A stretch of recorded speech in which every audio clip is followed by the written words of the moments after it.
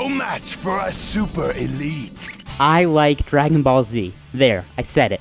When I was younger, it was at the height of its popularity, and I got hooked. Now, the console game adaptations of Dragon Ball Z don't exactly have a great history, but I was still really excited when I heard that a new action-adventure game was out with the license. Oh, I wish I had a time machine so I could show my younger self the errors of my ways. This is Dragon Ball Z Sagas for the GameCube.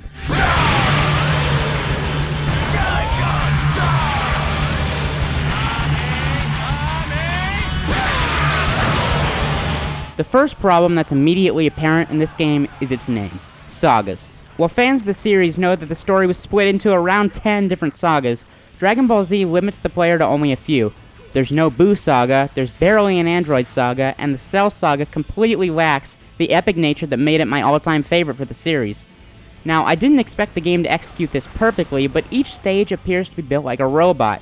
I can, with almost 100% accuracy, predict when an enemy is about to pop out of the ground. I know exactly what's going to happen next. The thing that made the series so awesome was a sense of urgency when something happened, but this just doesn't offer that. Now, this lack of urgency also translates to the combat system. Boss fights in the series were fast-paced, dramatic, and exciting. In this game, they feel like chores. The game's controls are the main reason for this, and quite frankly, they're basically broken. You can try any combination of punches and kicks you want. You can try button mashing, but if you want to make it through this game fast, you better be ready to launch that special key attack over and over again. This attack is actually pretty cool, especially with Goku. Fans of the show know about his famous Kamehameha wave, and the game uses a slowdown effect to enable you to fire an accurate attack at your opponent. But I don't want to have to use one attack to make it through a game like this. The whole point of having multiple attacks is that they should all have their place, but this basically just makes them come back through the screen and slap you in the face. There's no use.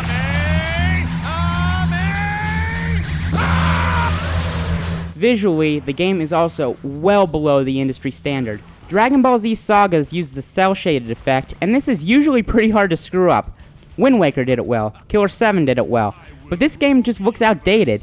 Keep in mind that this was released in 2005, near the end of the console's lifespan, but it looks closer to a release from 2001 or 2002. Audio is a little better, with some pretty nice voice acting and ambient noise.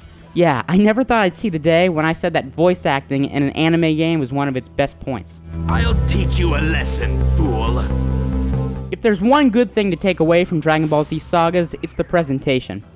Before each level, the game uses clips from the TV show to set the mood, and these are actually really high quality for a GameCube game. It's just a shame that this presentation couldn't be translated to the parts of the game that we're actually doing something in. I came into this game with an extreme sense of optimism. I like this series, and it should be easy to make a good action-adventure game for it on a home console. Unfortunately, this is still just a sad dream.